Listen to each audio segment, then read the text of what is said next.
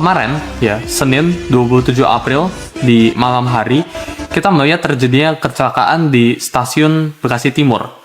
Kecelakaan ini mengakibatkan awalnya ada taksi ya yang tanda kutip ingin memaksa untuk lewat, terus ditabrak oleh kereta, mengakibatkan 14 orang itu meninggal dunia dan puluhan korban lainnya itu sakit atau luka. Ini merupakan insiden yang kita semua nggak mau terjadi ya, bahkan di sana tuh kemarin sempat ramai sekali. Makanya gua dan tim dari Suli Peduli itu memutuskan untuk menghubungi beberapa keluarga yang terkena dampak atas hal ini. Identitas keluarga, nama, dan nomor rekening ini kami memutuskan untuk blur ya, karena ini privasi dari keluarganya sendiri-sendiri. Gua harap teman-teman dengan menonton video ini ya dapat terinspirasi buat membantu korban-korban yang terdampak karena KRL kemarin.